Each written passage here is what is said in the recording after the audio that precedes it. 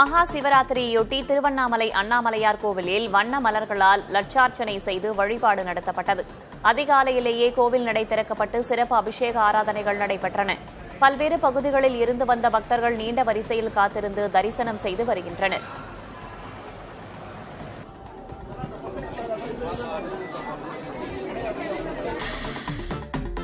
கன்னியாகுமரி அருகே நடுக்கடலில் மூழ்கிய விசைப்படகில் இருந்த மீனவர்களை சக மீனவர்கள் மீட்ட வீடியோ காட்சிகள் வெளியாகியுள்ளன.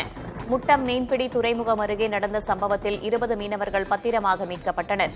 மணக்குடி பகுதியைச் சேர்ந்த ஆண்டனி என்பவருக்கு சொந்தமான விசைப்படகின் அடிப்பகுதியில் விரிசல் ஏற்பட்டது. இதையடுத்து கடல் தண்ணீர் படகுக்குள் புக ஆரம்பித்தது. ஆபத்தை உணர்ந்த மீனவர்கள் கடலுக்குள் குதிக்க வேறு படகிலிருந்த மீனவர்கள் அவர்களை கயிறு கட்டி மீட்டனர்.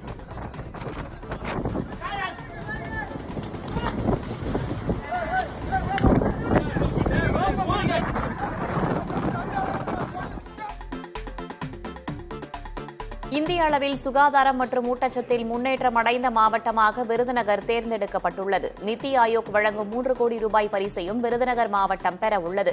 2018ஆம் ஆண்டு பின்தங்கிய மாவட்டமாக தேர்வு செய்யப்பட்ட விருதுநகரில் முன்னேற விழைகிற மாவட்டம் என்ற திட்டம் முன்னெடுக்கப்பட்டது. அந்த வகையில் சுகாதாரம் மற்றும் ஊட்டச்சத்தில் இந்திய அளவில் குறிப்பிடத்தக்க முன்னேற்றத்தை அடைந்து விருதுநகர் மாவட்டம் சாதனை படைத்துள்ளது.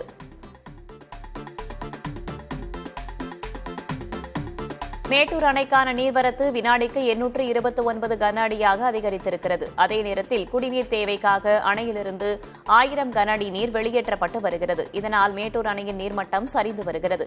காலை நிலவரப்படி அணையின் நீர் இருப்பு 78.12 டிஎம்சியாக உள்ளது.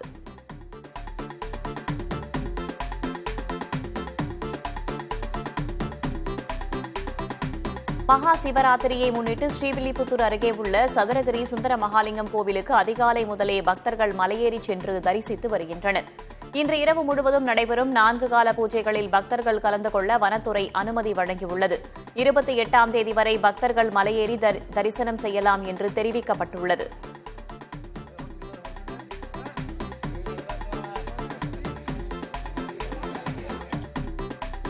நாகை மாவட்டம் ஆறுகாட்டுத்துறையைச் சேர்ந்த விசைப்படகு மற்றும் நாட்டுப்படகு மீனவர்கள் 2வது நாளாக கடலுக்கு மீன்பிடிக்கச் செல்லவில்லை.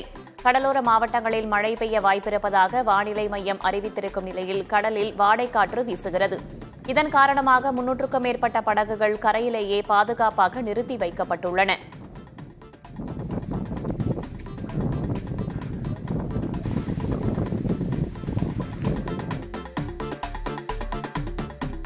ஓவியப் போட்டியில் முதலிடம் பிடித்த திருவாரூரைச் சேர்ந்த மாணவி தனக்கு கிடைத்த பரிசுத் தொகையை தமிழக முதல்வருக்கு அனுப்பி வைத்தார். நிதியை திருவாரூர் ஆட்சியரிடம் வழங்கிய மாணவி அக்ஷயா, மத்திய அரசு நிதி தர மறுத்து வரும் நிலையில் தமிழக மாணவர்களின் கல்வி தடைபடக்கூடாது என்ற நோக்கத்தில் ஓவியப் போட்டியில் வென்ற 10,000 ரூபாயை முதல்வருக்கு அனுப்பியதாக தெரிவித்தார். கடலூரில் நிகழ்ச்சி ஒன்றில் மத்திய அரசு நிதி கொடுக்க மறுப்பது குறித்து முதல்வர் பேசியது வருத்தமளித்ததாக அக்ஷயா கூறினார்.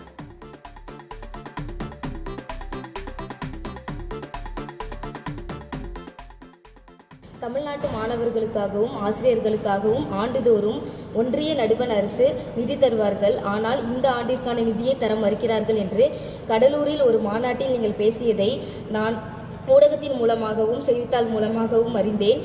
ஒன்றிய நடுவண் அரசு மும்மொழி திட்டத்தை ஏற்றுக்கொண்டால்தான் தமிழ்நாட்டிற்கு நிதி தருவோம் என திட்டவட்டமாக கூறுகிறார்கள் என்று நீங்கள் கூறியது எனக்கு கவலையாக இருந்தது.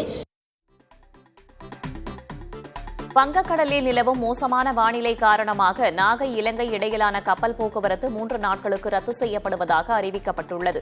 மழை பெய்ய வாய்ப்பிருப்பதால் இன்று முதல் 28ஆம் தேதி வரை கப்பல் சேவை ரத்து செய்யப்பட்டுள்ளது. மார்ச் 1ஆம் தேதி முதல் மீண்டும் கப்பல் போக்குவரத்து சேவை தொடங்கப்படும் என்று நிறுவனம் அறிவித்துள்ளது.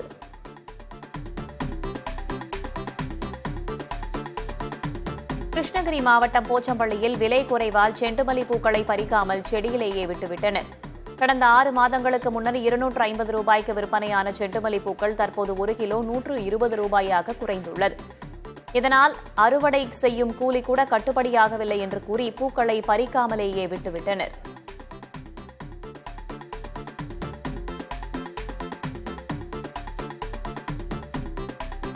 சிவன்மலை ஆண்டவன் உத்தரவு பெட்டியில் வைக்கோல் வைத்து பூஜை செய்யப்பட்டு வருகிறது. திருப்பூர் மாவட்டம் சிவன்மலை சுப்பிரமணிய சுவாமி கோவிலில் ஆண்டவன் உத்தரவு பெட்டி வைக்கப்பட்டுள்ளது. இதில் பக்தர்களின் கனவில் வந்து முருகன் கூறும் பொருட்களை வைத்து பூஜை செய்யப்படுவது வழக்கம். அந்த வகையில் தற்போது வைக்கோல் வைத்து பூஜை செய்யப்படுகிறது. ஆண்டவன் உத்தரவு பெட்டியில் வைக்கோல் வைக்கப்படுவதால் விவசாயம் செழிக்கும் என்று கருதப்படுகிறது.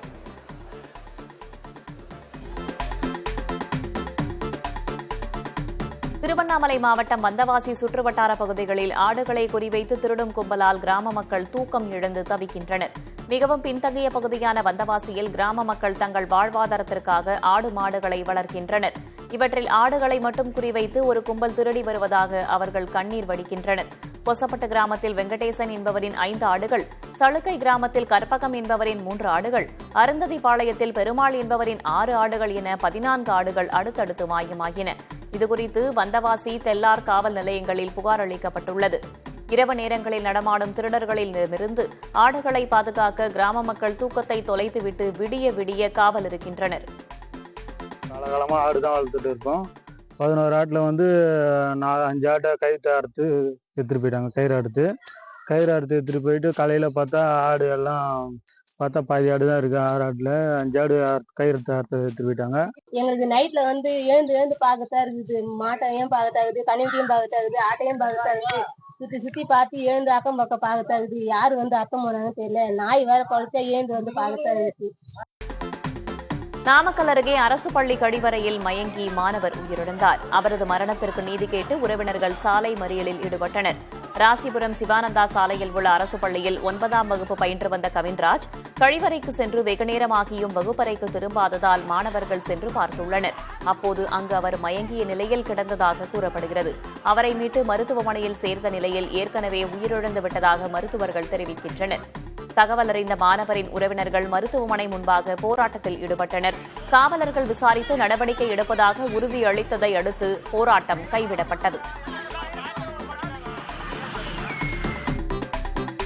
திருவள்ளூரில் பணம் கேட்டு தொந்தரவு செய்த மகனை பெட்ரோல் ஊற்றி எரித்து கொலை செய்த தாயை காவல்துறையினர் கைது செய்தனர். தொடுகாடு நமச்சிவாயபுரம் பகுதியைச் சேர்ந்த கிருஷ்ணமூர்த்தி என்பவர் தினமும் மது அருந்திவிட்டு தாயிடம் பணம் கேட்டு தொந்தரவு செய்து வந்ததாக தெரிகிறது. இதனால் ஆத்திரமடைந்த தாய் ஜெயந்தி மகன் மீது பெட்ரோல் ஊற்றி தீ வைத்தார். இதில் பலத்த காயமடைந்த கிருஷ்ணமூர்த்தி மருத்துவமனையில் அனுமதிக்கப்பட்ட நிலையில் சிகிச்சை பலனின்றி உயிரிழந்தார். இதனையடுத்து தாய் ஜெயந்தியை காவல்துறையினர் கைது செய்தனர். சிவகங்கை மாவட்டம் காரைக்குடியில் செஞ்சை பகுதியில் உள்ள குளத்தை சுத்தம் செய்ய வேண்டும் என்று அப்பகுதி மக்கள் கோரிக்கை விடுக்கின்றனர். பாசி படர்ந்து குப்பை குளமாக அந்த குளம் காணப்படுகிறது. குளத்தில் இருக்கும் தண்ணீர் கழிவுநீர் போல தேங்கி கிடப்பதால் துர்நாற்றம் வீசுவதாக அப்பகுதி மக்கள் கூறுகிறார்கள்.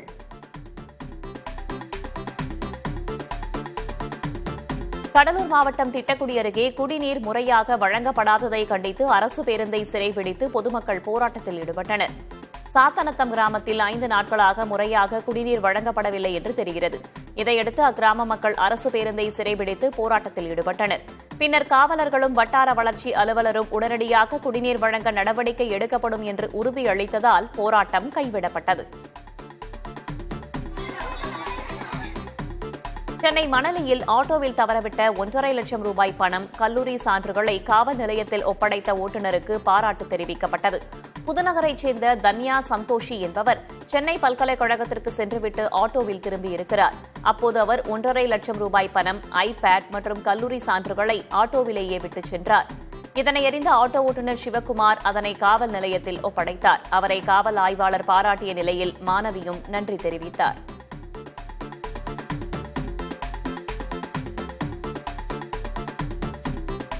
திருத்தணி முருகன் கோவில் உண்டியல் காணிக்கையை நூதன முறையில் திருடிய நபருக்கு 6 ஆண்டுகள் சிறை தண்டனை விதிக்கப்பட்டுள்ளது. ஆந்திராவைச் சேர்ந்த ஜேம்ஸ் சாமுவேல் என்பவர் உண்டியல்களின் உட்புற பகுதியில் பக்தர்கள் செலுத்தும் காணிக்கை விடும் பகுதியில் துணிப்பையை கட்டி வைத்திருக்கிறார். இதுகுறித்து அறிந்த கோவில் நிர்வாகம் காவல்துறையினரிடம் புகார் கொடுத்தது. அதன் அடிப்படையில் ஜேம்ஸ் சாமுவேலை காவலர்கள் கைது செய்தனர்.